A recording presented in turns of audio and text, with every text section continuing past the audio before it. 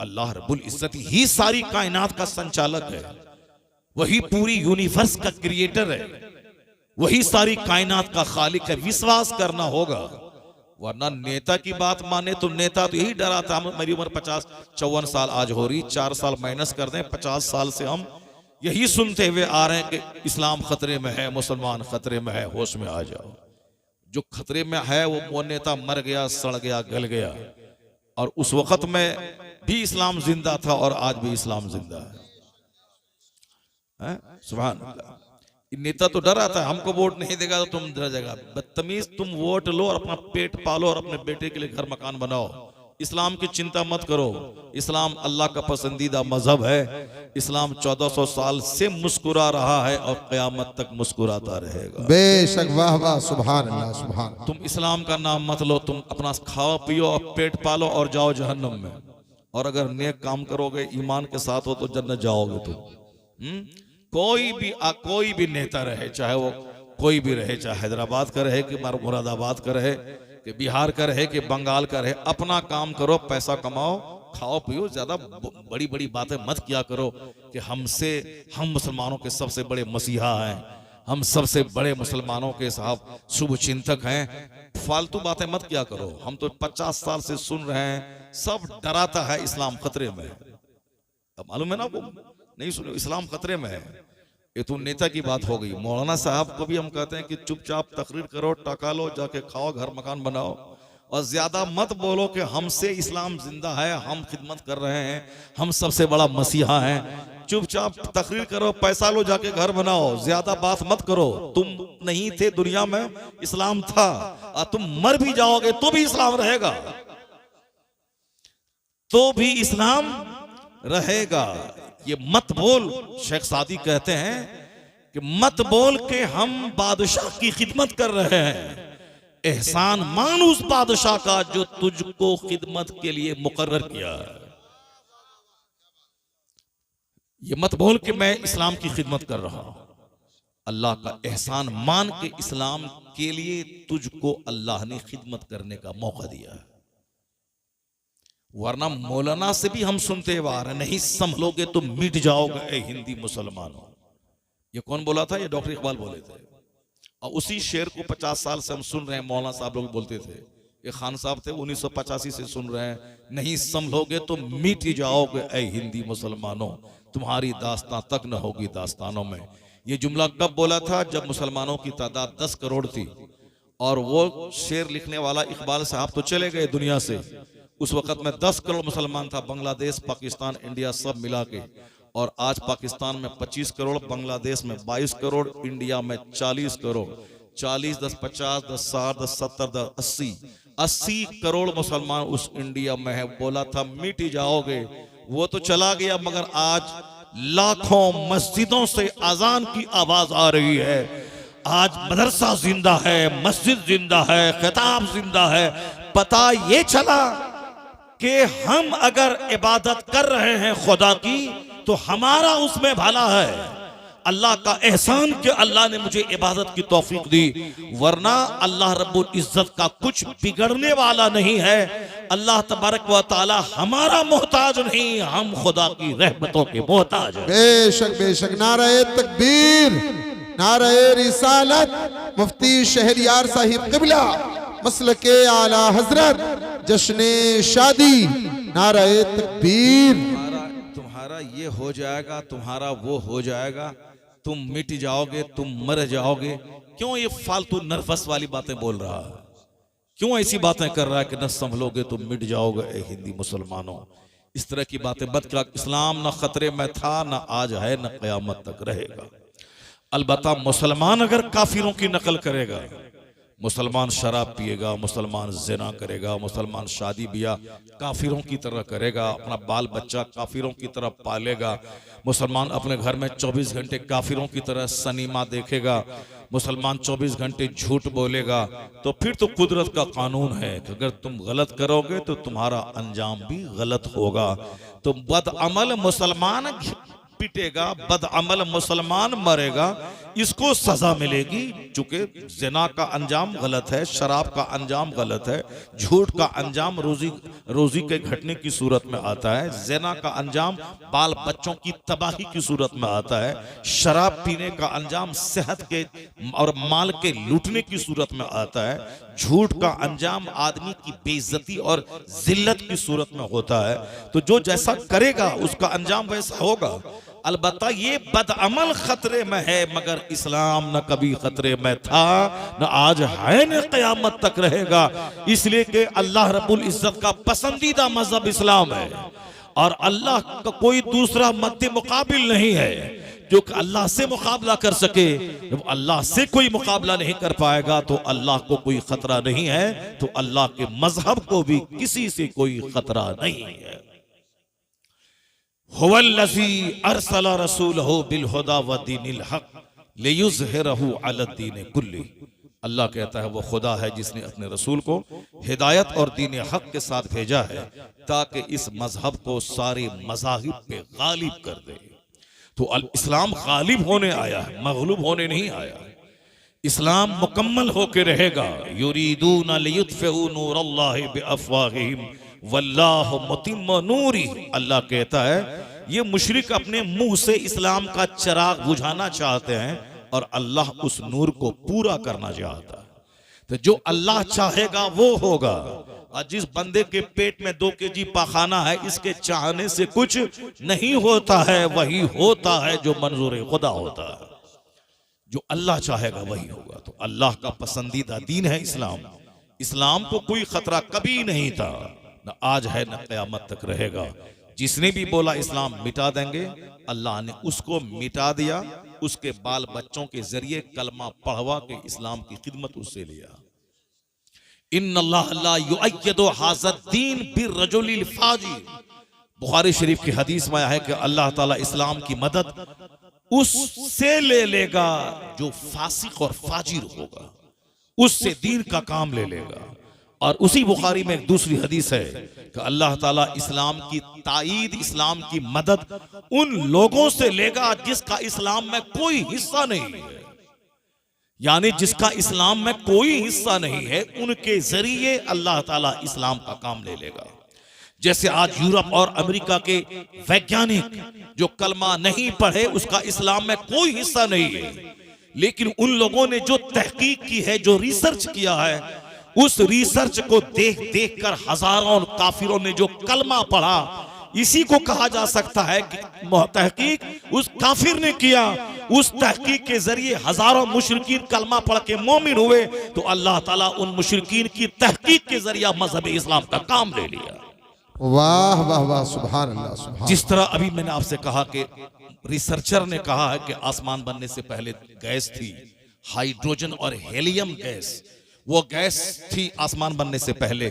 तो गैस कहते हैं धुआं को। तो इन लोगों ने आज उस बात को इकरार किया। कुरान शरीफ जब वो वैज्ञानिक पढ़ता है कि उसी गैस, उसी धुआं की बात कुरान शरीफ में मौजूद है। जिस जमाने में कोई कॉलेज नहीं था, यूनिवर्सिटी नहीं थी, कोई स्कूल नहीं था, उस जमाने में जब गैस और धुआं की बात कुरान में मौजूद है, इस बात की दलील है कि कुरान हक है, कुरान सच है, कुरान पाक अल्लाह की किताब है।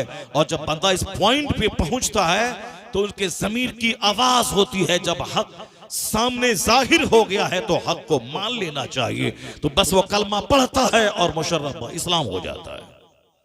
इस तरह की बेशुमार तहकीकात हैं जो अक्सर बेशतर हम अपनी तकरीरों में कहा करते हैं, वो अलग अलग रिसर्च को बयान करके कि किस तरह फ्रांस के कोस्टो ने कलमा पढ़ा, किस तरह एनाटॉमी डिपार्टमेंट के हेड थाईलैंड की राजधानी के मेगाटेट तेजासन ने किस आयत करीमा को सुनने के बाद वो कलमा पढ़ा, किस तरह इस्लाम के बड़े बड़े दानिश्वरों ने कलमा पढ़ा।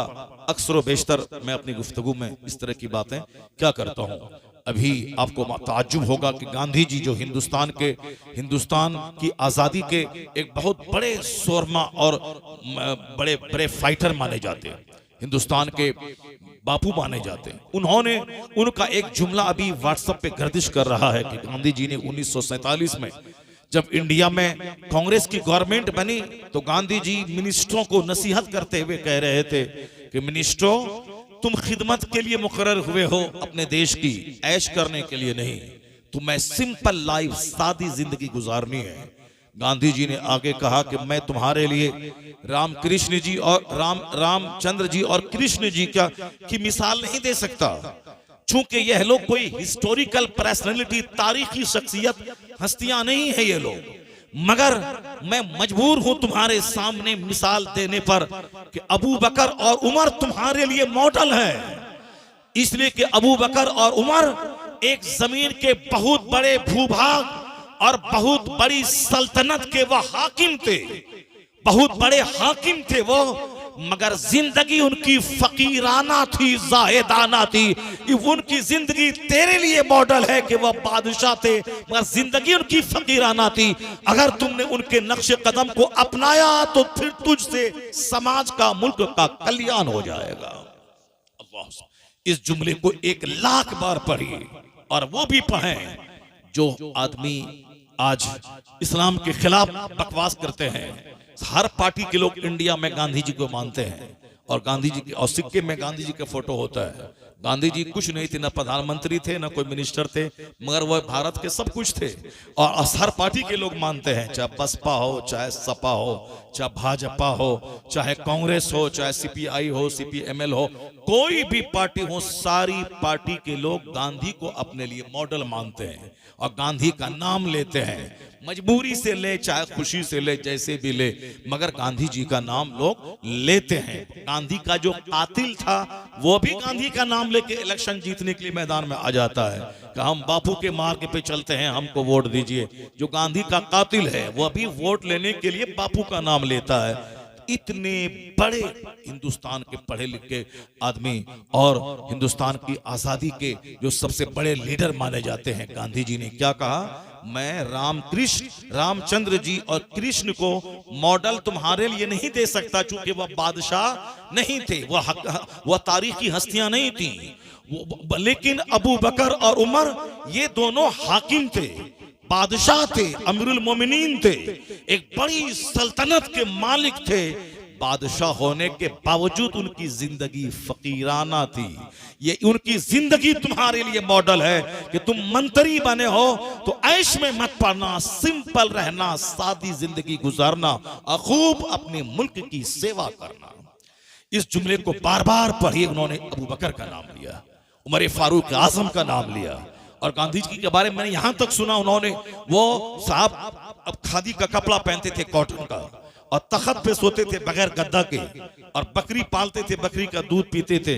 उन्होंने कहा था कि मैं जो ये सिंपल लाइफ गुजारता हूं, इसमें मेरे लिए रोल मॉडल इस्लाम के पैगंबर मोहम्मद अरबी की जाते गिरामी है।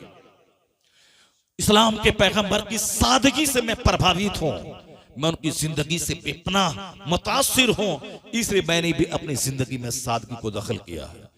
जिस पैगंबर आजम की सादगी को गांधी अपना के खुशी तलाश कर रहे हैं, उस पैगंबर आजम की सादगी को आज मुसलमान छोड़कर अंदर से बेचैनी की आग में जल रहा है। मालदार भी जल रहे हैं, गरीब भी जल रहे हैं, जाहिल भी जल रहे हैं, पढ़े लिखे भी जल रहे हैं, सारे लोग जल रहे हैं। ऐसा नहीं होता है कि मैं पूरब चलूं और खाने काबा पहुंच जाऊं। तू बकाबा न रसी ए राबी की रह के मी रवि बतुर्किस्तान, तू काबा तक कभी नहीं पहुंचेगा। इसलिए कि जिस रास्ते पे तू चल रहा है, यह तुर्किस्तान का है, काबा का नहीं है। तो काबा तक पहुंचने के लिए, सच्ची खुशी हासिल करने के लिए एक मार्ग है, वो मार्ग है मुस्तफा जाने रहमत का दिया हुआ। अगर उस रास्ते पे चलोगे, जन्नत वहां मिलेगी, खुशी यहां मिलेगी। दुनिया टफ इसीलिए है क्योंकि हमने आखिरत को भूलकर दुनिया को सब कुछ समझ लिया। इसीलिए अब हम चाहते हैं कि मेरे पास मकान होने का, चाहे हराम का हो चाहे हलाल का हो। मेरे पास गाड़ी चाहिए, चाहे वो हराम की गाड़ी हो या हलाल की। ईद के दिन नया जोड़ा चाहिए, चाहे हराम का कपड़ा हो या हलाल का हो। पेट में रोजाना गोश्त मछली जाए, चाहे हराम का हो या हलाल का हो। बेटी की शादी में खूब धूमधाम हो, चाहे पैसा सूद का हो या शराब बेच के हो या जमीन बेच के हो या दूसरों को ठग के हो या मस्जिद के दरवाजे पे भीख मांग के हो, मगर बेटी को पलंग और फर्नीचर देना है, बाराती को खाना खिलाना है, चाहे भीख मांग के हो चाहे कर्जा लेकर के हो, चाहे हराम का हो चाहे हलाल का हो। दिमाग में ये बात सेट हो गई है। यही वजह है कि आज ये जिंदगी हमारे लिए बोझ बन गई है। ये जिंदगी हमारे लिए अब जिंदगी में कोई खुशी नहीं रही। पहले जिस लड़के की शादी होती थी उस लड़के के चेहरे पे अनार की तरह खून टपकता था। वो लड़का अगर दीवार में मार दे हाथ तो वो दीवार टूट जाती थी। इसलिए टूट जाती थी कि लड़का की जिंदगी में शादी एक अजूबा चीज होती थी, उससे बढ़कर कोई खुशी नहीं है। जिसके बारे में सुनता था, सोचता था, पढ़ता था, लिखता था, दूसरों को देखता था, उनकी जिंदगी में ये दिन आने वाला है।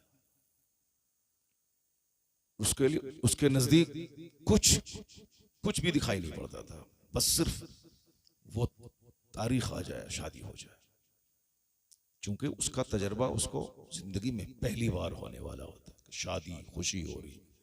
लेकिन आजकल शादी से पहले लड़के का चेहरा उतर जाता है, शादी से पहले लड़के का चेहरा उदास हो जाता है, सूख जाता है, सारी चार्मिंग खत्म हो जाती है। चार्मिंग इसलिए खत्म हो जाती है क्योंकि हालात इतने खराब हो गए हैं कि जिस खुशी के लिए शादी होती है उस खुशी का तजर्बा उनको कई साल से हो गया होता है। और फिर शादी के बाद एक अनजान सा गम सर पे वो लाद लेता है। शादी होगी, पता नहीं क्या होगा, बच्चे होंगे, कैसे खिलाएंगे, कैसे पिलाएंगे, क्या होगा, कैसी बीवी होगी। यानी वो सारा क्रेडिट अपने सर लेना चाहता है। मैं औलाद को खिलाऊंगा, मैं बीवी को पालूंगा, मैं आज अच्छा हूं, कल मेरा कारोबार ठप हो जाएगा तो क्या होगा। ये इंतशार ख्याली चेहरे का नूर मिटा देती है।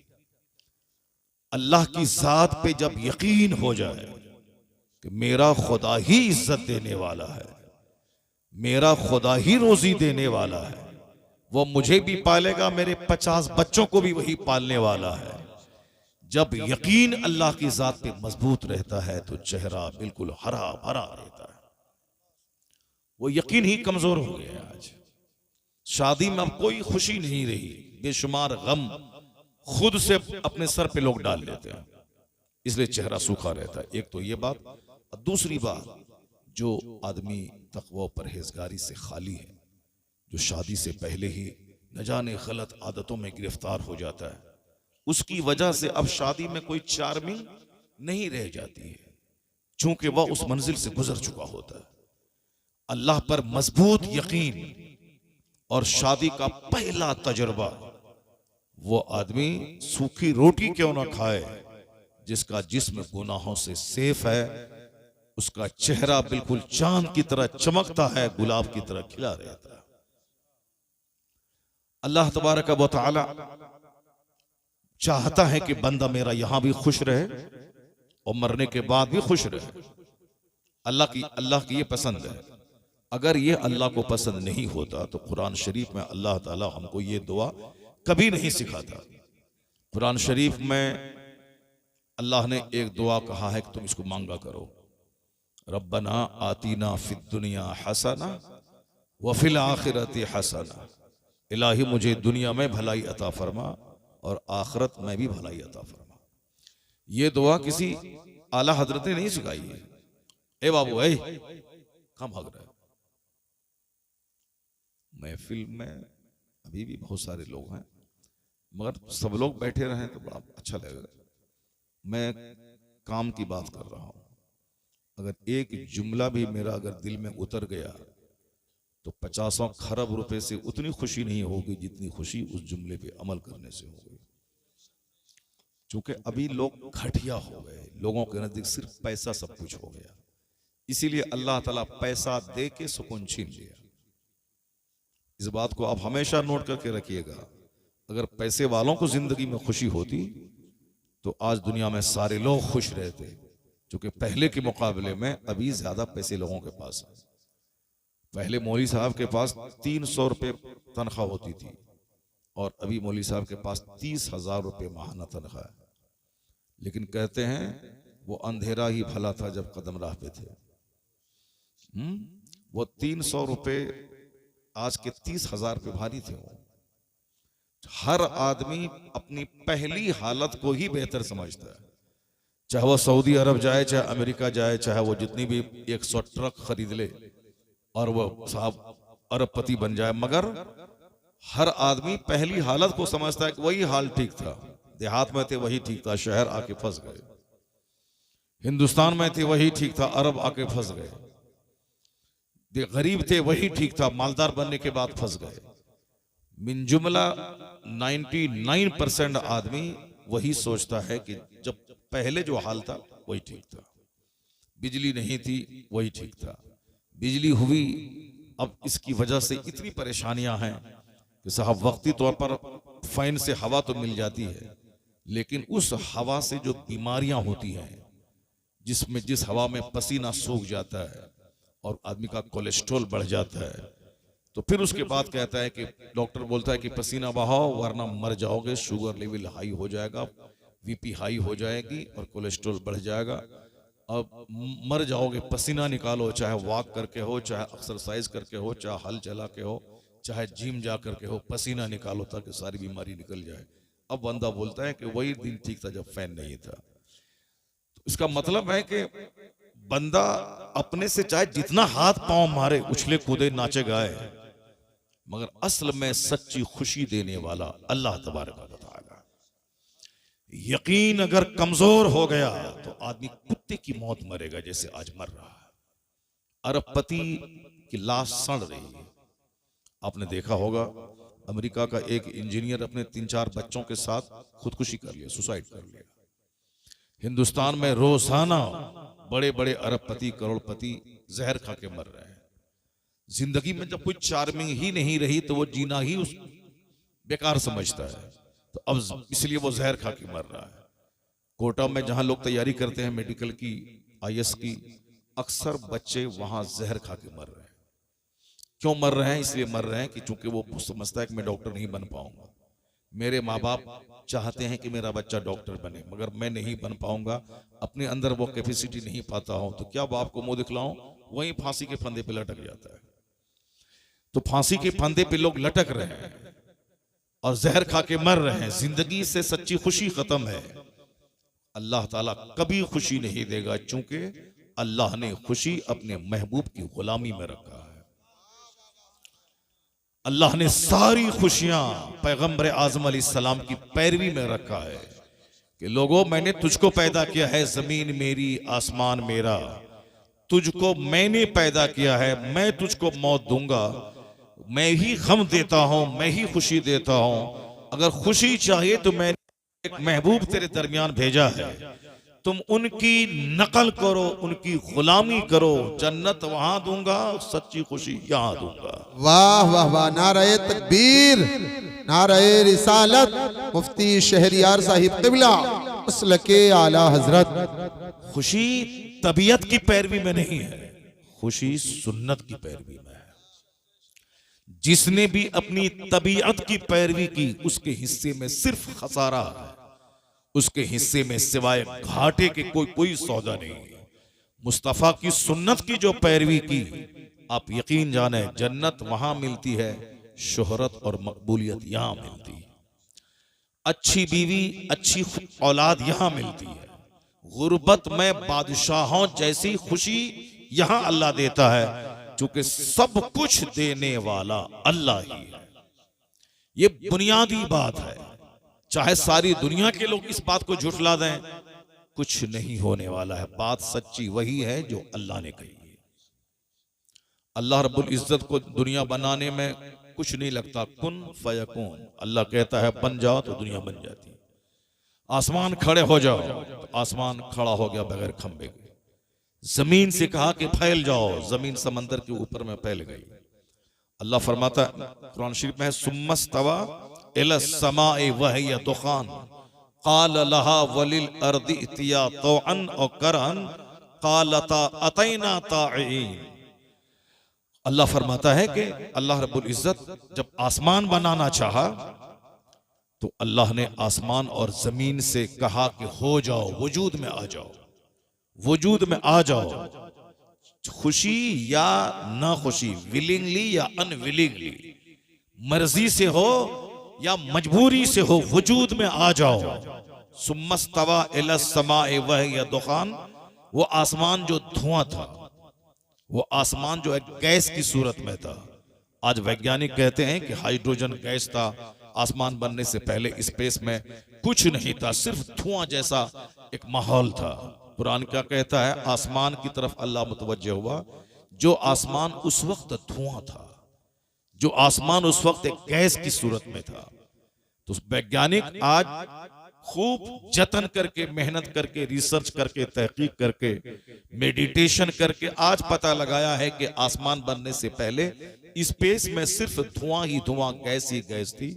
जरा कुरान शरीफ पढ़िए जो 1400 साल पहले नाजिल हुआ है। उस कुरान में फसाहत के साथ अल्लाह ने क्या कहा? अल्लाह आसमान बनाने की तरफ जब मुतवज्जे हुआ तो वह आसमान जो उस वक्त धुआं था, तो हजारों लाखों वैज्ञानिकों ने आज पसीना बहाकर, कई कई साल दिमाग जलाकर, तब उसने पता लगाया कि आसमान बनने से पहले स्पेस में धुआं था। कुरान शरीफ में अल्लाह रब्बुल इज्जत क्या फरमाता है? वो आसमान जो उस वक्त धुआं था, अल्लाह ने कहा कि वजूद में आ जाओ। तो जमीन आसमान दोनों ने कहा कालता अतैना ताईन, दोनों बोला हम वजूद में आ गए। अल्लाह, दोनों ने क्या कहा? हम वजूद में आ गए। जमीन बन गई, आसमान बन गया, विदाउट पिलर्स ये आसमान बन गया। किसने बनाया? अल्लाह ने। तो अल्लाह रब्बुल इज्जत को आसमान बनाने में बहुत टाइम नहीं लगा। बोला कि अल्लाह ने कहा कि हो जाओ, आसमान बन गया। अल्लाह ने कहा कि जमीन से कि वजूद में आ जाओ, जमीन वजूद में आ गई। तो जिस रास्ते पे तू चल रहा है, यह तुर्किस्तान का है, काबा का नहीं है। तो काबा तक पहुंचने के लिए, सच्ची खुशी हासिल करने के लिए एक मार्ग है, वो मार्ग है मुस्तफा जाने रहमत का दिया हुआ। अगर उस रास्ते पे चलोगे, जन्नत वहां मिलेगी, खुशी यहां मिलेगी।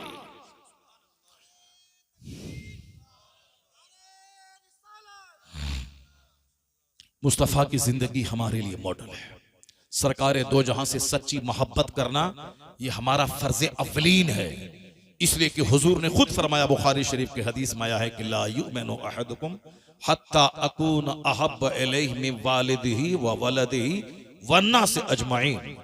तुम में से कोई कंप्लीट मोमिन हो ही नहीं सकता अनटिल आई एम डियरर, जब तक कि मैं तेरे नजदीक पसंदीदा ना हो जाऊं, then your fathers, then your mothers, then your parents and every mankind, सारे लोगों से ज्यादा पसंदीदा जब तक मुस्तफा की जात तेरे नजदीक नहीं हो जाए, उस वक्त तक मोमिन कामिल हो ही नहीं सकता है। मां से ज्यादा, बाप से ज्यादा, औलाद से ज्यादा, अपनी जान से ज्यादा, सारी कायनात से ज्यादा पैगंबर आजम अलैहिस्सलाम से सच्ची मोहब्बत करनी होगी। सिर्फ बोलने से नहीं होगा कि हमें हुजूर से मोहब्बत है और सारा काम हुजूर विरोधी कर रहे हैं, और जबान से कहना कि मुझे मुस्तफा से मोहब्बत है, बिल्कुल ही फॉल्स और झूठा दावा है। और इस दावे से कोई फायदा नहीं होने वाला। किसको धोखा देना चाहता है? एक आदमी कह रहा था कि तकरीर होती है, असर नहीं है।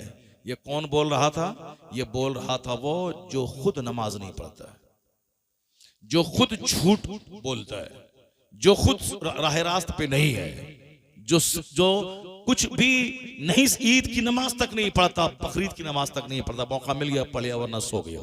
ये आदमी बोल रहा है कि तकरीर में असर नहीं रहा, तकरीर में असर नहीं रहा। कोई मुत्तकी, परहेजगार, नमाजी, परहेजगार अगर बोलता इस तरह की बातें तो बात चलती, लेकिन वो आदमी जो दिन रात स्टेज पे बैठता है और नमाज नहीं पढ़ता है, वो बोलता है कि तकरीर में असर नहीं रहा। वो तकरीर में असर नहीं रहा, तकरीर में असर नहीं रहा कि तकरीर में असर नहीं रहा कि तेरा दिल वैसा नहीं रहा। आसमान से पानी पड़ता है, जरखेज जमीन जो मरी थी जिंदा होके फसल पैदा करती है, और वही पानी पत्थर पे भी पड़ता है, लेकिन पानी पड़ा, ढलक के नीचे गिर गया, पत्थर सूखा का सूखा रह गया। कसूर पानी का नहीं है, कसूर पत्थर का है जिसमें पानी असर नहीं किया। इसलिए तकरीर का कसूर नहीं है, वो तो कुरान हदीस की बात है। तो तकरीर का कसूर नहीं, कसूर तुम्हारे दिल का है जो पत्थर के समान है। वरना वही बात सुनकर बेशुमार लोग नमाजी बन गए, बेशुमार लोग नेक बन गए। अगर तुम नेक नहीं बना तो तकरीर का कसूर नहीं, कसूर तुम्हारे पत्थर दिल का है। उस दिल की उस संग दिली पे रहो, उसकी सख्ती पे रहो, उस दिल को मोम बनाओ। आज दिल मोम बनेगा, कल थोड़ा सा पानी नेकियों की फसलें बाहर उगा देगा। इस कदर घटिया किस्म की बातें लोग करते हैं जो अंदर से लेकर बाहर तक गिलाजत में डूबे हैं। वो आदमी खिताब के खिलाफ बोल रहे हैं, वो आदमी जलसे के खिलाफ बोल रहे हैं, वो आदमी वाज़ो नसीहत के खिलाफ बोल रहे हैं। इसी तकरीर ने हजारों के दिल बदल दिए, इसी तकरीर ने लाखों बेनमाजी को नमाजी बना दिया। इसी तकरीर से मुस्लिम सोसाइटी में आज कुछ न कुछ हया, शर्म और पर्दे का माहौल है। जहां ये वाज नहीं है वहां तो माँ बेटी और बेटी की तमीज मिट गई। जहां ये वाज नहीं है वहां शराब पानी की तरह सस्ती हो गई। जहां ये वाज, ये डराना, ये धमकाना, ये अल्लाह का डर दिल में पैदा करना, जुमा के दिन ईदैन में, सीरत की महफिलों में जहां ये नसीहत नहीं है वहां तो शराब पानी की तरह सस्ती है। वहां हराम हलाल की तमीज खत्म है। वहां सिर्फ पैसा कमाना चाहे जहां से भी हो। वहां बाप और बेटा को ज़बह करने वाला, खूबसूरत औरत भाभी की सूरत में है तो भाई को ज़बह करके उस भाभी पे कब्जा कर लेने वाला। आए दिन हिंदुस्तान के अखबारात में इस तरह की खबरें छपती हैं। 2 दिन पहले मैंने खबर पढ़ी, छत्तीसगढ़ की। छोटा भाई भाभी से प्यार किया और अपने बड़े भाई का गला दबा के मार दिया ताकि अब इसको हम कब्जा कर लें। 5 साल पहले हमारे बिहार में रेलवे में नौकरी करने वाला भाई, उसके छोटे भाई उसकी बीवी से प्यार करने लगा।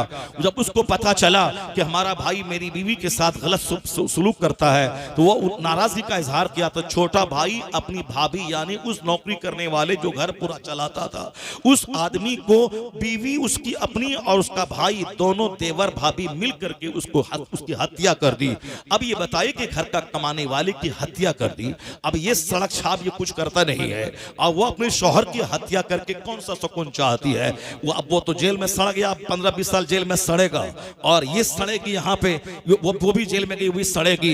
यानी ख्वाहिशात की गुलामी की वजह से लोग इस हद तक आगे बढ़ गए कि खूनी रिश्ते की कदरें मिट गई। लोग सिर्फ सेक्स और नफसानी ख्वाहिशात की जद में आके बड़ा से बड़ा कांड कर देता है।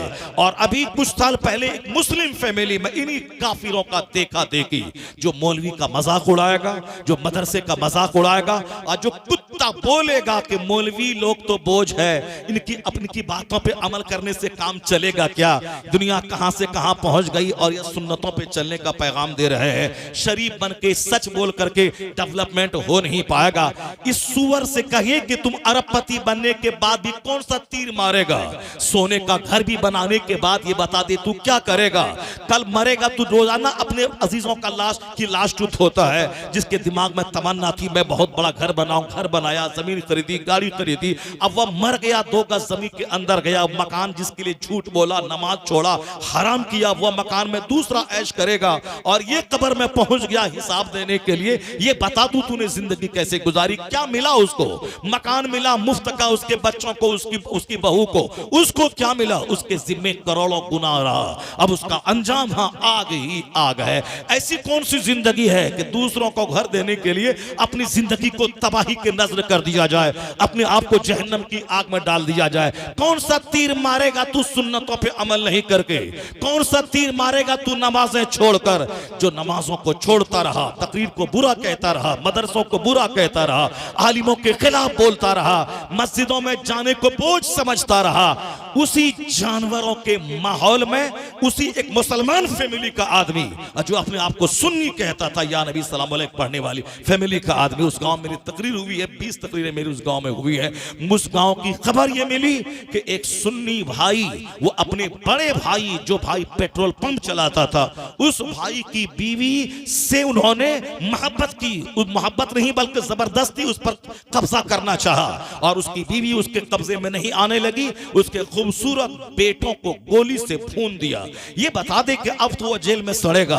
उनका भाई पे क्या गुजरेगा। भाभी को भी गोली से मार दिया और उसके खूबसूरत बेटे 5 साल के बेटे को भी गोली मार दिया। यह कोई हिंदू फैमिली का नहीं है। उसकी कहानी तो अखबारों में पढ़ते ही रहते थे, लेकिन ये भी बिल्कुल मुस्लिम फैमिली की बात है। पता ये चला कलमा पढ़ लेना और है, इस्लाम समझना और है, और ऐसे टोपी दाढ़ी रखना और है, दिल में अल्लाह का डर बसाना और है। जब आखिरत पर यकीन जम जाए, मुझे मरना है, खुदा के सामने हिसाब देना है, वो सारी जिंदगी कुंवारा रह जाएगा मगर ज़िना नहीं करेगा, शराब नहीं पिएगा, वो किराए के घर में रहेगा मगर सूद के पैसे से महल नहीं बनाएगा। इसलिए इस्लाम जोर देता है आखिरत पर विश्वास कर ले, अल्लाह का डर दिल में बसा ले, यहां भी तू चैन की जिंदगी गुजारेगा, मरने के बाद जन्नत की बहारें तेरा इस्तेमाल करेगी। यकीन ही घट रहा है, इसीलिए जानवरों की तरह जिंदगी बसर कर रहा है। कोई अपनी भाभी से फंसा हुआ है, कोई अपनी माँ से जिना कर रहा है, कोई साहब अपनी भांजी से जिना कर रहा है, कोई भतीजी से जिना कर रहा है। सिर्फ जिना, शराब, सूद, ये उन काफिरों के कल्चर को अपनाने का नतीजा है। अगर हम कहते हैं कि अंग्रेजों का लिबास मत पहन, हम कहते हैं अंग्रेजों की तरफ बेपर्दा अपनी बहू बेटी को मत घुमा, कहते हैं मौलाना की बातों पे चलने से आदमी आजादी से महरूम हो जाएगा, तो मौलाना की बात पे चलने से महरूम हो जाएगा। और उसके बाद जब उसका घर उजड़ता है और जब जहर खाने की नौबत आती है, बाप अलग फांसी लेता है, बीवी अलग घर से भागती है, बच्चे अलग काफिरों के साथ भागते हैं, जब सारा घर बिगड़ जाता है, खेल खराब हो जाता है, उसके बाद आके कहता है हजरत दुआ कर दीजिए, तावीज लिख दीजिए, गरीब नवाज के आस्थाने पे दौड़ के जाता है मेरे घर को तबाह होने से बचा दीजिए। अब क्या होगा, तस्बीह के दाने तोड़ने में खुद उसी का हाथ है जो आज ये कहते के दाने बिखर गए। दुनिया का दस्तूर है, जो जैसा काम करेगा वैसा ही अंजाम उसको भुगतना पड़ेगा। कोई दरगाह पे जाना तुझको बचा नहीं पाएगा। एक ही रास्ता है कि सच्ची तौबा कर, अंग्रेजी तहजीब को मिटा दे, अल्लाह के सामने रोत हो, अल्लाह के सामने गिड़गिड़ाओ, माफी मांगो। जब खुदा राजी हो जाएगा तो सारा बिगड़ा हुआ काम तेरा बनता चला जाएगा। कोई रास्ता नहीं है इसके लिए, कोई तावीज न कोई गंडा। अगर तावीज गंडे से सारा काम बने तो हम 1 करोड़ रुपए दे करके तावीज ले लेंगे। मेरे दरवाजे पे जो आम का पेड़ है, उस आम के पेड़ में तावीज दो ताकि इसमें से सोना फलने लगे। अगर तावीज में इतना दम है कि आम के पेड़ से आम की जगह सोना फलने लगे, तो जिंदगी का सारा पैसा दे के तावीज वहां से ले आएंगे, उसके बाद लटका देंगे आम के पेड़ में। अब आम गोल्ड बन के फैलेगा। एक आम तोड़ेंगे, बेचेंगे, अपना आराम से घर मकान गाड़ी छकड़ा सब होगा, मस्ती करेंगे। गेहूं के खेत में डाल देंगे तावीज, गेहूं की जगह बासमती चावल वहां से निकल जाएगा। और साहब धान के खेत में डाल देंगे, वहां से अखरोट की खेती हो जाएगी। ऐसा नहीं होता है कि तावीज डालेंगे आम लीची बन जाएगा, ऐसा नहीं कि तावीज डालेंगे तो गेहूं चावल बन जाएगा, ऐसा नहीं होता है कि तावीज बांध दें तो खीरा की जगह पे अखरोट फलने लगेगा, ऐसा नहीं होता कि लीची के पेड़ में तावीज डाल दें तो वहां लीची की जगह वहां से अंगूर निकलने लगेगा। ऐसा नहीं होता है। कुदरत का कानून यही है, लीची के पेड़ से लीची, आम के पेड़ से आम, गेहूं के पौधे से गेहूं और धान के पौधे से धान। इस नियम के खिलाफ दुनिया में नहीं होता है, ये कुदरत का नियम है।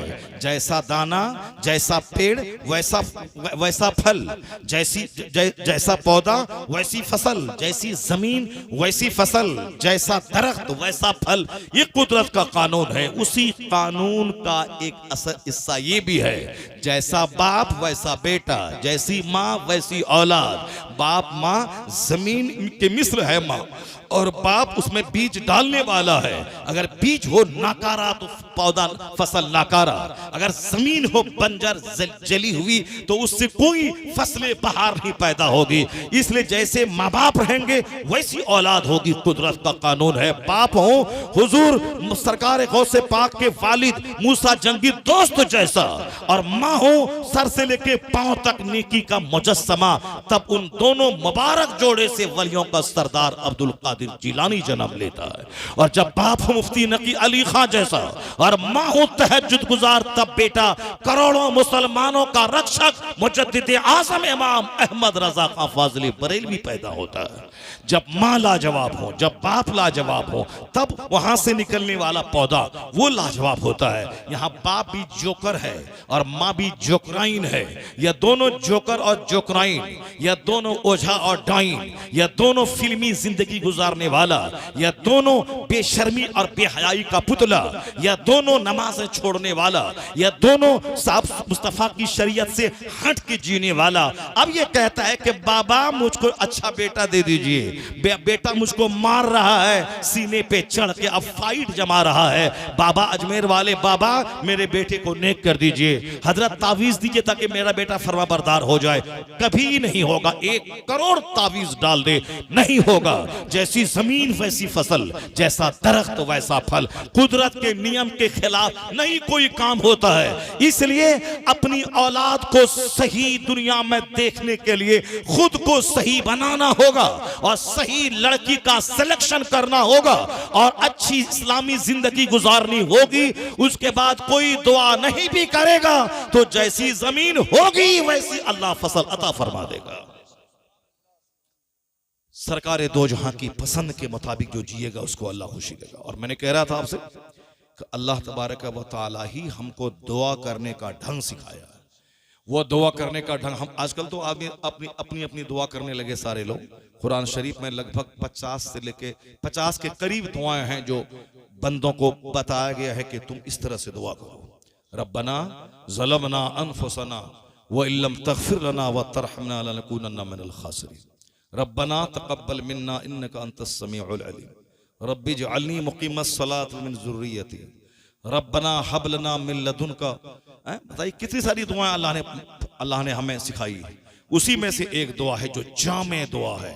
ये दुआ करो, रब्बना आतीना फिद दुनिया हसना व फिल आखिरति हसना व क़िना अज़ाबन्नार। ए अल्लाह मुझे दुनिया में भी अच्छा रख, दुनिया में भी खुशी दे, दुनिया में भी अच्छी औलाद दे, दुनिया में अच्छा घर दे, दुनिया में अच्छी सवारी दे, दुनिया में सेहत तंदुरुस्ती दे, दुनिया में बेइज्जती और जिल्लत से बचा दे, दूसरों के सामने हकीर और जलील होने से बचा दे, बेकार की मुसीबतों में फंसने से बचा दे, फितनों में उलझने से बचा दे। ए अल्लाह दुनिया में खैर अता फरमा, अच्छाई अता फरमा और आखिरत में जन्नत दे दे। आखिरत का खैर जन्नत दे दे, जहन्नम की आग से बचा दे। ये है जामे दुआ जिसको नमाज के अंदर भी मांगना चाहिए, नमाज के बाहर भी मांगना चाहिए। 1 बार नहीं बल्कि 7 बार मांगनी चाहिए। 7 बार नहीं 100 बार। जब दिल बेहतर हो, आंख से आंसू निकले, सजदे में 100 बार मांगे। किसी से मांगने के लिए 2-4 बार 10 बार मांगना पड़ता है और अल्लाह रब्बुल इज्जत अरहमुर राहिमीन है, उससे जितनी बार मांगोगे अल्लाह तबारक व तआला अता फरमाएगा। तो ये दुआ अल्लाह ने सिखाया है कि दुनिया में भी अच्छा रहो। दुनिया में अच्छा रहने का मतलब है कि यहाँ औलाद की तरफ से ठंडक दिल को पहुंचे। और ये दुआ भी कुरान शरीफ में अल्लाह ने सिखाया है, ये अल्लाह मुझे वो औलाद अता फरमा जो मेरी आंखों के लिए ठंडक हो। और फिर लिल मुत्तकीन इमामा, और मुत्तकीन के लिए इमाम हो। इलाही मुझे फल फ्रूट्स में से रोजी दे। ये सारी दुआएं अल्लाह ने दी है। इमाम साहब को मस्जिद में चाहिए 5 नमाजों के बाद कुरान पाक में जो दुआ है, दुआ मासूरा, वो दुआ पढ़े। ये शेर पढ़ना शुरू कर देता है। ये वो अशार यानी शेर गाने लगते हैं, गजल और नज़्म पढ़ने लगते हैं। नज़्म मत पढ़ो बल्कि कुरान पाक की दुआ पहले पढ़ो। हदीस पाक में जो दुआ अल्लाह के रसूल ने बयान फरमाई है वो दुआ पढ़ो। हुजूर ने फरमाया, बोलो अल्लाहुम्मा इन्नी ज़लमतु नफ्सी ज़ुल्मन कसीरन वला यग़फिरु ज़ुनूब इल्ला अंत फ़ग़फ़िरली। ये हुजूर ने सिखाया है कि कहो या अल्लाह हमने जुल्म किया है, बहुत जुल्म किया है, इलाही सिवाय तेरे कोई मुझे माफ़ नहीं करेगा, तू मुझे माफ़ फरमा दे। कितनी प्यारी दुआ है, ये हुजूर ने सिखाई। ये दुआ मांगनी चाहिए कि नहीं। वो शेर पढ़ता है दुआ में, शेर पढ़ रहा है, शेर पढ़ने लगता है। कभी अजमेर भाग जाता है, कभी बगदाद शरीफ भाग जाता है। तो अजमेर की दुआ करना है, बेहक उस्मान हारूनी मदद कुन या मुइनुद्दीन चिश्ती, ये दुआ करनी है तो अपने बंद कमरे में 1 लाख बार पढ़ो ना इसको। तुम या शेख अब्दुल कादिर जिलानी शैअन लिल्लाह या करना है तो अपने कमरे में 1 लाख बार 1 करोड़ बार वजीफा करो, उसका पढ़ो। ये नमाज पंजगाना के बाद नमाज अदा हुई है और उसके बाद मुख्तसर दुआ करनी है। तो मुख्तसर दुआ में शेर क्यों पढ़ता है? मुख्तसर दुआ में कुरान पाक की जो दुआ सिखाई है वो दुआ पढ़ो। सबसे जामे दुआ है, रब्बना आतीना फिद दुनिया हसना व फिल आखिरति हसना। अगर अल्लाह ताला हमारे लिए चाहता कि दुनिया में जैसे तैसे जियो, भीख मांगो, दुनिया में अच्छा कपड़ा मत पहनो, दुनिया में अच्छा खाना मत खाओ, दुनिया में काफिरों के मुकाबले में तुम झोपड़ी में रहो, दुनिया में तुम जैसे मैले कुचले रहो, साबुन मत लगाओ, तेल मत लगाओ, अपना कंघी मत करो, आईना मत देखो, क्योंकि तुमको जन्नत जाना है, तुमको अच्छा कपड़ा पहनने से क्या मतलब है, मत पहनो, जन्नत की तैयारी करो। यहाँ जैसे मैले कुचले रह जाओ, फूस के घर में रह जाओ, बाल बच्चे को ऐसे ही फटा फुरना कपड़ा पहनाओ, और जन्नत तो तुमको मिलने वाली है। अगर अल्लाह तबारक व तआला ये हमसे चाहता तो कभी ये दुआ नहीं सिखाता कि रब्बना आतीना फिद दुनिया हसना। आप कभी समझे कि नहीं समझे? आप जब समझे तो कुछ बोलिए ना, जरा जोर से बोले सुभान अल्लाह। हाँ माशाअल्लाह, बड़े अच्छे लोग हैं, बड़े अच्छे सामाईन हैं। अगर आप लोग इस तरह से सुनते रहे तो रात भर फजर तक मैं सुनाता रहूंगा। सुभान अल्लाह सुभान। इस तरह से तकरीर लोग सुनते कहाँ हैं? लोग तो वो हाथ पैर उठाने वाली तकरीर सुनते हैं। आजकल बहुत सारे लोग तकरीर में रोने लगते हैं। एक नया ट्रेंड चला हुआ है, एक आजकल तकरीर का एक नया ट्रेंड चला हुआ है, तकरीर में रोना है। बताइए, तकरीर में रोना है? तकरीर रोने के लिए होती है? तकरीर में रोना है कि दुआ में रोना है? रात में तहज्जुद के टाइम में रोना है? तहज्जुद में तो पढ़ना नहीं है, वहां तो रोना नहीं है, पब्लिक के सामने रोना है, पब्लिक के सामने रोना है। अब पब्लिक के सामने इसीलिए रोना है ताकि बोले भाई मौलाना साहब बड़ी अच्छी तकरीर करते हैं, रुला देते हैं, और पब्लिक भी बोलता है वो रुला देते हैं, उनको बुलाना है। तो अब जब रुला देते हैं, उनको बुलाना है, तो अब वो फिल्म का एक्टर जो हीरो सब होता है, कभी हंसता है कभी रोता है। फिल्म में होता है ना ऐसा, कभी रोता है कभी हंसता है, कभी रोने वाला सीन कभी हंसने वाला सीन वो लोग होता है, फिल्म में ऐसा करता है लोग। तो अब उसी तरह का फिल्मी एक्टिंग भी अब यहाँ स्टेज पर होने लगा। कभी रोना है, अब फटाक 2-5 मिनट के बाद फिर हंसने लगना है, फिर उसके बाद वजीफा छोड़ देना है। ये क्या चीज है? ये सब क्या हो रहा है? हजरत हसन बसरी रदी अल्लाह ताला अन्हु कहते हैं कि जो भरे मजमे में कहे कि मैं तो जाहिल हूँ, मैं तो कुछ नहीं हूँ। हसन बसरी वलियों के सरदार हैं। वो कहते हैं कि वो शख्स मगरूर है, झूठा है, जो लोगों के सामने ये बताना चाहता है कि मैं बहुत नेक हूँ, मैं बहुत परहेजगार हूँ, मैं कुछ नहीं हूँ, मैं कुछ नहीं हूँ। वो ये बताना चाहता है कि मैं सब कुछ हूँ, वो ये बताना चाहता कि मैं सब कुछ हूँ। रोता क्यों है? हदीस पढ़, अगर लोग रोने लगे तब ये अल्लाह की तरफ से आंसू है। कुरान पढ़, लोग रोने लगे तब ये समझो कि अल्लाह की तरफ से बंदों के दिल को नर्म कर दिया गया। बना के तकल्लुफ से आर्टिफिशियल रोना, जैसे अदाकारी फिल्म में होती, वहां तो हकीकत में रोना तो है नहीं, वो तो फिल्म लिखने वाला लिख दिया है, उसी की एक्टिंग करनी है। जितनी अच्छी एक्टिंग करेगा उतना करोड़ों रुपया उसको मिलेगा। तो इसी तरह वो प्रैक्टिस करता है, रोने की प्रैक्टिस, हंसने की प्रैक्टिस, कूदने की प्रैक्टिस, और साफ कहा मारने की प्रैक्टिस, मुस्कुराने की प्रैक्टिस, चलने की प्रैक्टिस। इसीलिए उसको एक्टिंग बोला जाता है। फिल्म को एक्टिंग यानी एक्ट अदा करना है, माने हर चीज में नकल है, जो उसको लिख दिया उसी की पैरवी करनी है। अब आप बोलेंगे कि आपको इससे कैसे मालूम है? अब जाहिर सी बात है, हम लोग पढ़ते हैं, अखबार पढ़ते हैं, रसाला पढ़ते हैं, मैगजीन पढ़ते हैं, तो उसमें सारी बातें बताई जाती हैं, और वो बताई जाती हैं। फिल्म वो लोग नहीं देखते हैं, उसमें सारी बातें आ जाती हैं सामने कि फिल्में कैसे बनती हैं। अब उसको सबसे पहली फिल्म कौन सी थी, आवाज वाली फिल्म कब आई? क्योंकि हमने IA BA मैट्रिक MA सब किया स्कूल कॉलेज में, हमको सब मज़ामीन लिखना पड़ता था कॉलेज में, और पढ़ना पड़ता अखबारात में सारी बातें। हमसे बहुत बड़े बड़े आलिम हैं जो पूरे टीवी की तहकीक पर एक मोटी किताब ख्वाजा मुजफ्फर साहब ने लिख दी है, जो बड़ा बड़ा इंजीनियर, बड़ा बड़ा प्रोफेसर, साइंटिस्ट नहीं लिख पाएगा। जो किताब मदरसे के पढ़े हुए प्रोडक्ट ने लिखी है। आला हजरत को इतनी साइंस मालूम थी कि आसमान के चांद और सूरज को देखकर वो घड़ी की सुई मिला लेते थे, और दूसरे से टाइम मिलाते तो 1 मिनट का फर्क नहीं होता था। बदायूं शरीफ में आला हजरत नमाज फज्र पढ़ा रहे थे, और आपने किरात लंबी कर दी, तो सलाम फेरने के बाद लोग पूरब की तरफ देखने लगे, कहीं सूरज निकल तो नहीं गया है। आला हजरत ने लोगों की बेचैनी को देखने के बाद कहा, घबराइए मत, अभी सूरज के निकलने में 3 मिनट 48 सेकंड बाकी है। अल्लाह समद, 3 मिनट 48 सेकंड बाकी है। लोग दंग रह गए। एक मुफक्किर, मुजद्दिद, मुहद्दिस, फकीह बोल रहे हैं, या माहिर फल्कियात बोल रहे हैं, माहिर नजूम बोल रहे हैं, अपने वक्त का एस्ट्रोलॉजर बोल रहा है, या अपने वक्त का एस्ट्रोनॉमर बोल रहा है, एक्सपर्ट इन एस्ट्रोलॉजी बोल रहा है। कोई आला हजरत इल्म दुनिया इल्म उक़बा दोनों के संगम थे।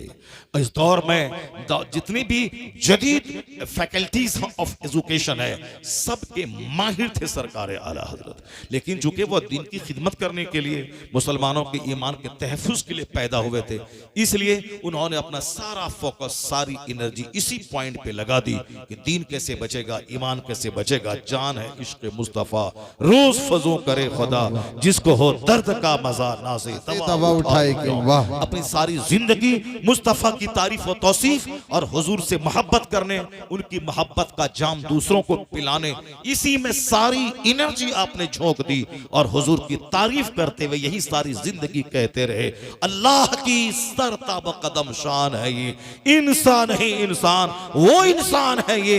कुरान तो ईमान बताता है इन्हें, ईमान ये कहता है मेरी जान है। वाह, नारे तकबीर, जोर से बोले नारे तकबीर, नारे रिसालत, मसलके आला हजरत, फैजाने आला हजरत, मुफ्ती शहरियार साहिब क़िबला, नारे तकबीर। बस सिर्फ 2-3 बातें मेरी गौर से सुन लीजिएगा। चूंकि दवाई है कैंसर की, लेकिन जब तक बंदा उसको खाएगा नहीं तब तक फायदा उसको नहीं होगा। लूज मोशन हो गया है, अब ये दवाई लूज मोशन की है, लोमोफेन है, अब इंट्रोक्विनल है, और जब तक उसको नहीं खाएंगे तो फायदा नहीं होगा। हमें फीवर हो गया है, जब तक साहब मैं दवाई नहीं लूं, केरोसिन नहीं लूं, उस वक्त तक हमारा बुखार नहीं उतर सकता, चाहे जो भी दवाई हो। इसका मतलब है कि सिर्फ ये दवाई है, केरोसिन है, इंट्रोक्विनल है, ये लोमोफेन है, ये डेक्सट्रोज है, अगर ये कहते रहें तो उससे फायदा नहीं होगा जब तक कि उस दवाई का इस्तेमाल ना हो। उसी तरीके से जिंदगी में बेशुमार बीमारियां हैं, बेचैनी की, उलझन की, टेंशन की, अदमे इत्मीनान की, बेसुकूनी की, डिप्रेशन की, बेशुमार बीमारियां। डॉक्टर भी परेशान है। अब तो 2-4-5 बीमारी, बड़ी बड़ी बीमारी हो गई, अब तो सैकड़ों बीमारियां हैं, मगर बड़ी बड़ी बीमारी 4-5 ही रह गई। एक शुगर रह गई है, कैंसर है, एक किडनी खराब हो रही है, असाब को आंत की खराबी है, लीवर ट्रांसप्लांट है, लंग्स की खराबी है, गुर्दा फेल हो गया, अब साहब क्या है कि वो पैरालिसिस फालिज का हमला हो गया, वीपी हाई होगी। बस ये 2-4-5 बड़ी बड़ी बीमारी हैं और सारे डॉक्टर इसी पे पैसा लूट रहे हैं, करोड़ों रुपए कमा रहे हैं। दिल्ली में 1000 हॉस्पिटल होगा जिसमें हार्ट डिजीज का इलाज है, कदम कदम पे सिर्फ कार्डियोलॉजिस्ट कार्डियोलॉजिस्ट कार्डियोलॉजिस्ट। दिल की बीमारी, दिल की बीमारी, दिल की बीमारी बढ़ रही है पूरे हिंदुस्तान में। और आपको यकीन होना चाहिए, मालूम होना चाहिए कि दिल की बीमारी का इलाज क्या है, सिर्फ है वही इलाज। डॉक्टर ने जो दवाई दी है उससे और बीमारी बढ़ रही है। 5 साल दवाई खाया, उसके बाद साहब हार्ट जवाब दे दिया, अब उसमें क्या क्या क्या बोलता है उसको, स्टंट लगाई उसमें। हमारी हकीम साहब है माशाल्लाह सुभान अल्लाह, 30 किलोमीटर दूर से चल के आए, बड़ी मोहब्बत करते हैं, मेरी तकरीर बहुत गौर से सुनते हैं, रोजाना सुनते हैं, और मोहब्बत में मिलने के लिए यहाँ आ गए, 30 किलोमीटर दूर से आ गए। और जलालपुर खास जलाल है यहाँ लोगों के पास, इसे अगर सारे लोग अगर आ गए होते तो सारा पंडाल भर गया होता। जहां तक दरी बिछी है सब दरी में जगह नहीं मिलती। जलाल है ना, जलालपुर में जलाल है लोगों को। मौलाना शहरियार आज पहली बार आया है, नहीं उन जलालियों के नजदीक में, ये तो हर हफ्ते आते रहते हैं, क्या सुनेंगे उनकी बात। ये तो हर जुमा के दिन खिताब करते हैं, हर महीने में 5 बार आते हैं, इसीलिए हमने बहुत सुना है। जो आदमी नहीं सुनने के लिए आएगा, जिस आदमी को शौक होगा तकरीर सुनने का, आलिमों को सुनने का, जो पहली बार जो आ रहा है, जरा देखें, जरा 5 मिनट बैठ के सुने कि क्या बोलता है। अब 5-10 मिनट बैठा, अब नहीं उस बेकार की बात कर रहा है, चला गया तो ठीक है, चलो ठीक है। लेकिन जो आया ही नहीं, ये जानने के बावजूद कि जिंदगी में पहली बार जलालपुर वो आ रहा है, तो चलो कम से कम देख लें कैसा है मौलवी साहब, क्या क्या बोलता है वो। 2 मिनट रहे, सुने, उसके बाद चले आए। नहीं, वो अपना कुछ नहीं, चाहे वो शहरियार साहब आए कि सलमान अजहरी आए कि कोई आए, कुछ नहीं, हमको तो सुनना उन्ना है नहीं। जैसी जिंदगी हम गुजार रहे हैं वैसे ही गुजारना है। माल कहाँ से आएगा, सुबह से लेकर शाम तक, रात में सपना भी वही देखता है, माल कहाँ से आएगा, माल कहाँ, माल माल करते करते मर जाता है और अब कब्र में चला जाता है। न ठीक से खा पाता है, न ठीक से अच्छी टोपी पहन पाता है, न ठीक से जलसे में 2 घंटा बैठ के जी भर के नबी की हदीस सुन पाता है, न मस्जिद में 2 घंटा टाइम दे के जी भर के सजदा किया, न सजदा किया, न तिलावत किया, न तकरीर सुनी, न दरूद पढ़ा, न जिक्र किया, न कुरान पाक कायदे से सुनी, मर गया मरदूद, चला गया दुनिया से। 100 एकड़ जमीन खरीदा था, अब कब्र 2 गज जमीन में 2 गज जमीन हुई। एक मजदूर भी तुम्हारे जलालपुर का वो भी मरता है तो 2 गज जमीन, और 100 बीघा जमीन खरीदने से क्या फायदा, वो मरा वो भी 2 गज जमीन। अगर 100 एकड़ जमीन खरीदने वाले की कब्र अगर 5 कट्ठा में बन जाती, 5 बिस्सा में, तो चलो ठीक है, ये मालदार आदमी है तो 5 बिस्सा में खबर इसी बनी है। ये मालदार आदमी है तो 50 मीटर कपड़े में कफन दिया गया है।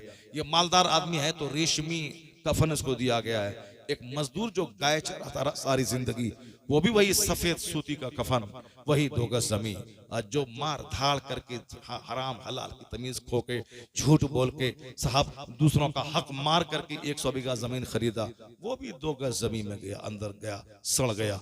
जब अंजाम एक है, माँ के पेट से पैदा हुआ, 9 महीना माँ का माहवारी खून खा के, अमीर का बच्चा भी गरीब का बच्चा भी, और सारी जिंदगी पेट में 2 लीटर पेशाब पखाना लेके ढोता रहा, मजदूर का बच्चा भी, बादशाह के बच्चा भी, और दोनों मरा वही सफेद कफन पहन के कब्र में गया, 2 गज जमीन। अमीर का बच्चा भी, गाय चराने वाले का बच्चा भी। फिर क्या है ये जिंदगी? इब्तदा एक जैसी, इंतहा एक जैसी। फिर ये क्या है, मैं हूं मैं हूं मैं हूं, ये क्या है? और जो मैं करता है, कितनी जिल्लतें, कितनी रुसवाइयां, कितनी तकलीफें, कितने टेंशन में जीना पड़ता है। इसलिए कहा गया हल्का फुल्का रहो।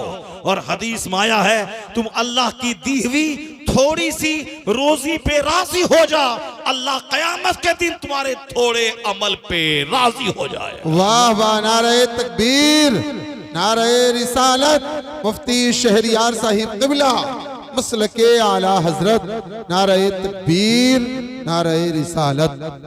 बातें तो बहुत सारी हो सकती हैं, लेकिन बस 2-3 बातें सिर्फ सुनिए और घर जाइए। एक बात यही है कि अल्लाह रब्बुल इज्जत ये नहीं चाहता कि मैं जैसे तैसे घटिया और जिंदगी गुजारूं। अल्लाह चाहता है कि तुम अच्छे रहो, तुम खूबसूरत कपड़ा पहनो, तुम सर में तेल लगाओ, तुम आंखों में सुरमा भी लगाओ, हर जुमा के दिन नाखून काटो, जुल्फ भी रखो। अभी ना बाल, हम लोग उम्रा में जाते हैं तो बाल मुंडा लेते हैं, और अभी बाल बड़ा भी नहीं होने पाता। सरकार का करम होता है ऐसा कि जहाँ बाल बड़ा होने पाया, फिर चले गए सरकार के बारगाह में, और फिर बाल मुंड के चले आए वहाँ से। वरना हमारा जो फोटो है, वो जो IAB MA किया उसमें, और उसमें देखें बिल्कुल जैसे वो कहाँ गए, वो आकिल साहब का बाल देखें कितना खूबसूरत है, जुल्फ है और बिल्कुल काला काला बाल। वो उसी तरह से मेरा भी जुल्फ था, और बिल्कुल काला बाल, और यहाँ तक लंबा लंबा जुल्फ रखते थे, और बहुत देखने में अच्छा लगता था। और जुल्फ रखने में खूबसूरती है। ये जो बच्चा सब आजकल चुड़ैल की तरह रखता है, वो पूरा आधा सर बाल मूंड के और बीच में बड़ा बाल रखता है, देखने में बिल्कुल बुरा लगता है।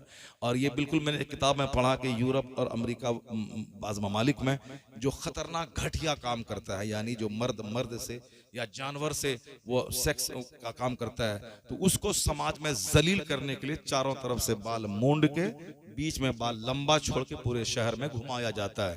तो ये हेयर स्टाइल बताता है कि इसने ये जुर्म किया है। ये हेयर स्टाइल बोला नहीं जाता कि फलाने क्या, उसका बाल का बनाने का अंदाज ही बताता है कि इसने ये काम किया है, ये जुर्म किया है। तो ये हेयर स्टाइल जो अभी प्रचलित हो गया पूरी दुनिया में, अब सही है कि गलत है, हमने अखबार में पढ़ा है, वल्लाह आलम इस-सवाब क्या है नहीं है, तो हमने पढ़ा है उसको। तो अब बताइए कि कितना खतरनाक हिस्ट्री है इस बाल के हेयर, इस स्टाइल की।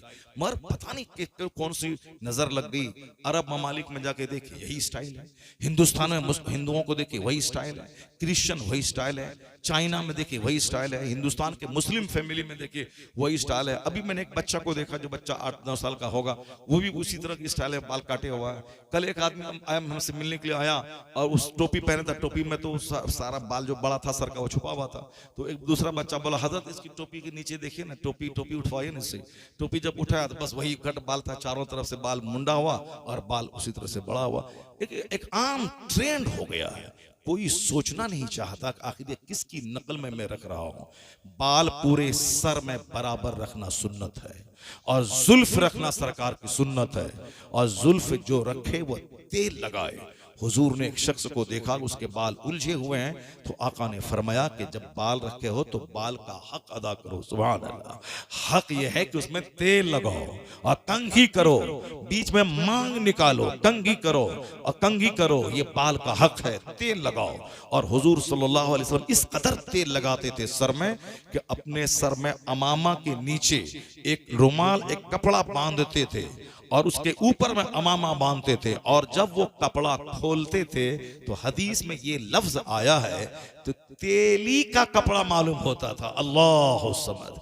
क्या मतलब? जिस तरह तेल बेचने वाले लोग जो जिसका कपड़ा बिल्कुल तेल से चिपका हुआ रहता है, सरकार चूंकि कसरत से तेल लगाते थे और उसके ऊपर वो कपड़ा बांधते थे, फिर उसके ऊपर में आप टोपी पहन के अमामा बांधते थे, और जब कभी अमामा खोलते, उस कपड़े को खोलते, पूरा कपड़ा तेल से भरा हुआ रहता था।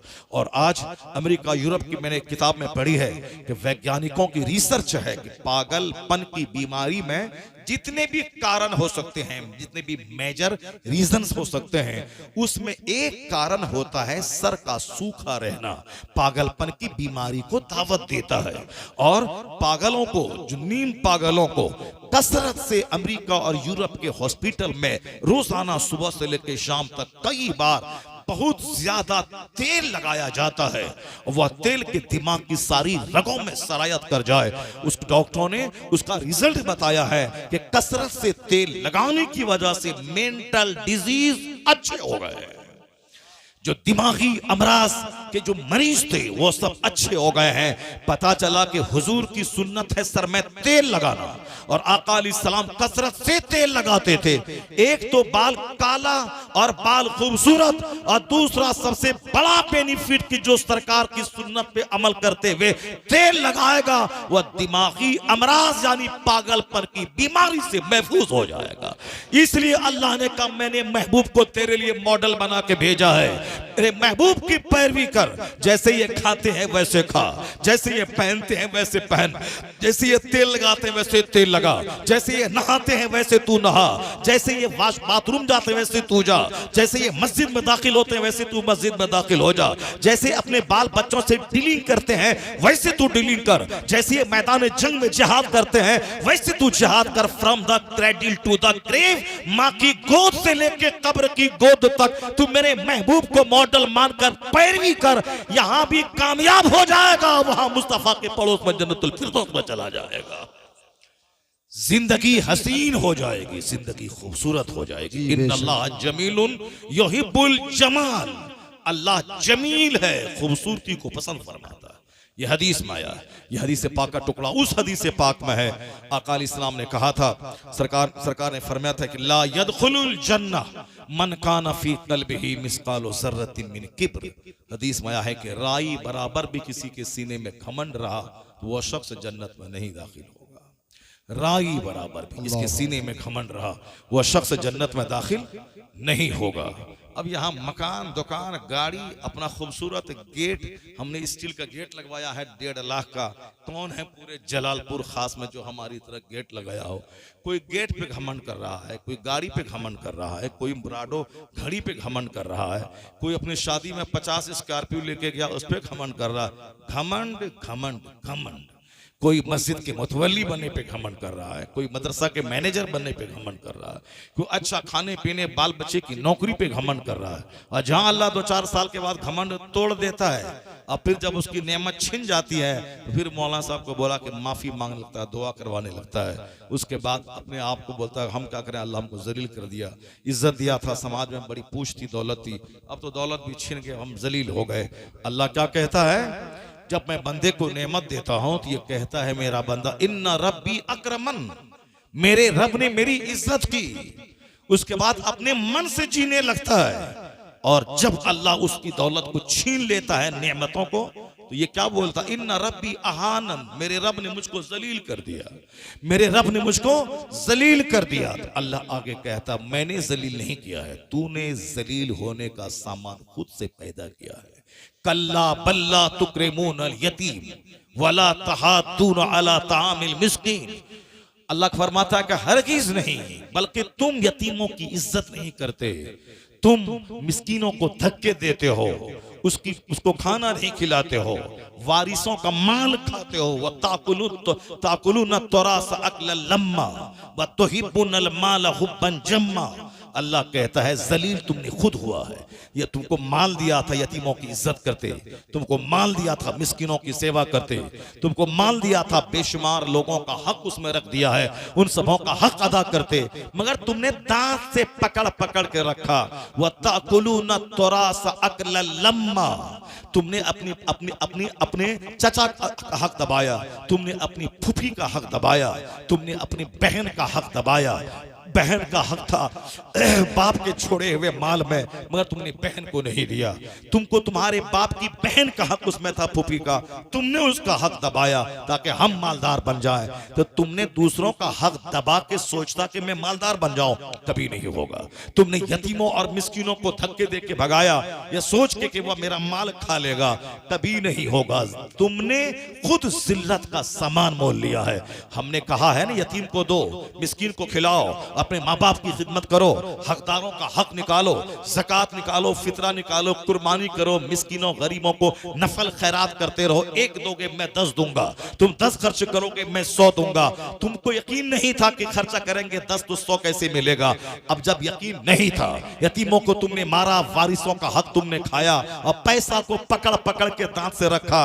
खर्चा करेंगे तो निकल जाएगा, फिर माल घट जाएगा, तो तुमने दांत से पकड़ पकड़ के रखा। वह तुहिब्बुनल माल हुब्बन जम्मा। सख्त मोहब्बत तुमने माल से किया। मेरा माल सेव करके रखा। बढ़ाने के लिए तुमने माल को फिक्स डिपॉजिट किया। मेरा माल। अब अगर अल्लाह ने तेरी नेमत छीन ली, अल्लाह ने दरवाजे नेमत के बंद कर दिए, तू कहता है कि मेरे रब ने मुझको जलील कर दिया।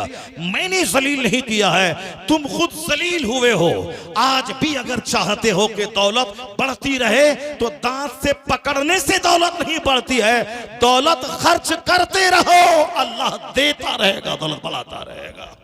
वाह वाह, सुभान अल्लाह, सुभान अल्लाह। दौलत को बढ़ाने का तरीका कंजूसी और बुखालत नहीं है। दौलत के बढ़ाने का तरीका है खर्च करना, माँ बाप की खिदमत करना, भाई बहन को देना, अपने गरीब मिस्कीन भाइयों और बहनों को देना। यह है मुस्तफ़ा जान रहमत के तरीके पे अमल करने का इनाम है। अल्लाह तबारक व तआला चाहता है कि नेमतें बढ़े, और तू अपने आप को मगरूर मत बनाना, बल्कि नेमत चूंकि अल्लाह ने दिया है, तुम्हारा इसमें क्या रोल है। बहुत सारे लोग 8 घंटे तक खेत में हल चलाते हैं, 200 रुपए कमाते हैं, और तुम 2 घंटे में 2 लाख रुपए कमा रहे हो। इसमें तेरा रोल नहीं है। मैं जिसे चाहता हूं बेहिसाब रोजी देता हूं, मैं जिसे चाहता हूं घटा देता हूं। तो अल्लाह रब्बुल इज्जत जिसे चाहता है बेहिसाब देता है। और तुमने कहा कि हमने यूं तीर मारा, हमने वो तीर मारा, हमने ये मेहनत की, हमने रात रात भर जागा, हमने साहब घर से बेघर होकर सऊदी अरब में ऊंट चराया, वहां धूप में रहे, पानी नहीं पिया, रात रात भर जागे, 16 घंटा ओवर टाइम लगा के मैंने काम किया, तब ये घर बना है। तो सारा क्रेडिट तुमने अपने सर पे ले लिया।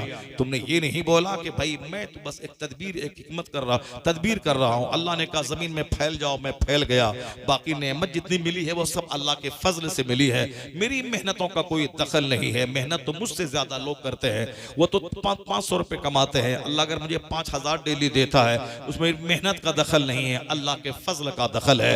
मुसलमान जो इस सोच का मालिक होता है, वह कभी भी माल के पाने के बाद मगरूर नहीं होता, वह हमेशा सॉफ्ट होता है। माल बढ़ता जाता है, यह नर्म होता जाता है। जैसे दरख्त में फल बढ़ता है, सारे तने दरख्त के लद जाते हैं, झुक जाते हैं, और सूखा दरख्त वह ठंड की सूरत में खड़ा रहता है, फलदार दरख्त झुक जाता है। नेमतें जब मिलती जाती हैं, दिमाग जब ये तस्वुर हो कि अल्लाह ने दिया है, उसमें आजिज़ी पैदा होती है, खाकसारी पैदा होती है, खूब खर्च करता है। खर्च करने पर बोझ नहीं बल्कि फरहत महसूस करता है। तो अल्लाह उसके माल को नहीं घटाता है। लेकिन जहां किसी ने गुरूर कर लिया, तो अल्लाह देर या सवेर उसका माल घटा के उसको रुसवा करके बता देता है। अब बताओ तेरी मेहनत कहां गई। तू कहा था मैंने मेहनत किया है, मेहनत से मैंने कमाया है, ये मुझको अपने इल्म की बुनियाद पे मिला है, तो अब इल्म है, नेमत कहां है, बताओ तुम्हें कहां है। तरीका इस्लामी यही है, 1 खरब का घर बना ले, दरवाजे पे मत लिखना कि मैंने मेहनत करके घर बनाया है, लिख हाज़ा मिन फज़ले रब्बी, ये मेरे रब के फजल से बना है। बेशक बेशक, नारे तकबीर, नारे रिसालत मसलके आला हजरत मुफ्ती शहरियार साहिब क़िबला। हुजूर ने फरमाया वह शख्स जन्नत में दाखिल नहीं होगा जिसके दिल में राई के बराबर भी गुरूर होगा, वो शख्स जन्नत में दाखिल नहीं होगा। मैं घड़ी इसलिए नहीं देख रहा हूँ, तकरीर खत्म कर दूँ। घड़ी इसलिए मैं देख रहा हूँ कि आप परेशान ना हो जाएं, इसलिए आपके लिए मैं घड़ी देख रहा हूँ, मैं अपने लिए नहीं देख रहा हूँ। मेरा तो मामूल है कि आप सुनते रहिए। अल्हम्दुलिल्लाह, अल्लाह तबारक व तआला दिमाग में बात डालता रहेगा, ताकत देता रहेगा, 2-3 घंटे तक सुनाता रहूंगा। हम वो नहीं है कि 2-4 दिन चिल्लाए तो बस गले में हल्दी और चूना लगाने लगते हैं, नहीं नहीं, बल्कि दीन इस्लाम की बात बंदा बोलता चला जाए, अल्लाह तबारक व तआला रूहानी ताकत उसको देता चला जाता है। ये रूहानी ताकत है, सजदे की ताकत होती है, तिलावत की ताकत होती है। सजदा करके आप देखिए, आप तिलावत करके देखिए, 1000 बार रोजाना दरूद शरीफ पढ़ के देखिए, नमाज पंजगाना पाबंदी से बाजमात मस्जिद में पढ़ के देखिए, दीन की महफिलों में 2-4 घंटा बैठ के देखिए, अल्लाह रसूल की बात बोल के देखिए। एनर्जी लॉस नहीं होती है। अल्लाह रब्बुल इज्जत के नाम पे जो एनर्जी लगती है वो एनर्जी 10 गुना ज्यादा बढ़ के वापस आ जाती है। 80 साल के बूढ़े मुहद्दिस कबीर को देखिए, अभी 95 साल की उम्र है, अभी भी खड़े होकर 2-2 घंटे खिताब करते हैं। अल्लाह समद 95 ईयर्स में कैसे कैसे खिताब करते हैं। आपने देखा होगा शफीकुर रहमान बर्क साहब किबला को, क्या बात है, 95 का 100 के करीब उनकी उम्र थी, लेकिन उसके बावजूद मैंने देखा 2-2 घंटे मेरी तकरीर में बैठ करके वह मेरी तकरीर सुना करते थे और कहते थे, मौलाना साहब मैं आपकी तकरीर को गौर से सुनता हूँ। वह तकरीर चिल्लाने, हाथ पैर मारने झाड़ने का नाम नहीं है, तकरीर है जो साहब जो कायदे से इस्लाम को समझाए और संजीदगी से दिल में बात बैठती चली जाए। वो गौर से 2.5 घंटे की मेरी तकरीर वो सुने, गौर से बैठ के। अब 95 ईयर्स में, इतनी उम्र में आदमी तो बैठ नहीं सकता है, वो तो लेटना चाहता है। हाँ, आज जो लोग खा रहे हैं, पी रहे हैं, चाउमीन और बर्गर और फालतू सब खाना खा रहे हैं, वह थम्सअप जो लोग पी रहे हैं साहब, ये इसराइल के यहूदी जो मुसलमानों को काट रहा है उसकी कंपनी है और लोग मुसलमान अब उसको इस्तेमाल कर रहे हैं। हमने तलाक दे दिया, थूक दिया उसको, बहुत दिन हो गए, बहुत दिन। अभी जंग तो अभी हो रही है, उससे पहले से वो सब थम्सअप कोका कोला वो सब मैं नहीं पीता हूँ। पहले पीता था स्प्राइट व्हाइट वाला, मगर वो भी उसी कंपनी का है, अब उसको भी छोड़ दिया, नहीं पीता हूँ। इंडियन मेड कोई कंपनी का कोई माल हो, जैसे जीरा है, लस्सी वगैरह है, वो सब है, चलो ठीक है, वरना वो ये सब यहूदी प्रोडक्ट, कैडबरी का चॉकलेट कभी बच्चों को ला के मत दें। अब जो भी यहूदी प्रोडक्ट हो कभी उसको मत खाएं, कभी ला के पैसा आपका होगा वो मुसलमानों को ज़बह करने पे खर्च करता है।